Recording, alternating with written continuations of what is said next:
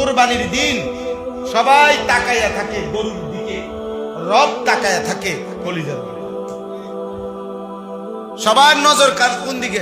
এই বেটা দরস টাকা তুই বেটা, আরে আরে কিতারে তুই রশিদ দরস, আয় হাই রে, আরে তুই আইস তারে দিতে বান্দাস তারে, মানে একটা দফা দফি কিসের?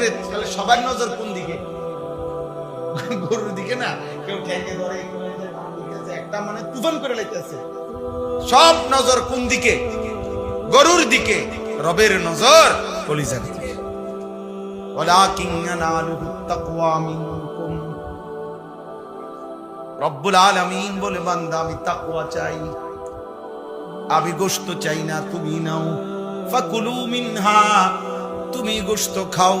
ওয়া আতইমুল বাঈসাল ফাকির, অসহায় গরীব দুস্থকেও খাওয়াও। তোমরাই, আমার লাগবে না। আমি শুধু দিল চাই, আমি শুধু মহব্বত চাই, আমি শুধু গুনাহমুক্ত জীবন চাই। ইন্নামা ইয়াতাকাব্বালুল্লাহু মিনাল মুত্তাকিন। যেদিন প্রথম কোরবানি হয়েছে হাবিল কাবিলের, সেদিনই রব্বুল আলামিন জানিয়ে দিয়েছেন কিয়ামত পর্যন্ত সর্বযুগে আল্লাহ ইবাদত কবুল করবেন তার, গুনাহমুক্ত জীবন হবে যার।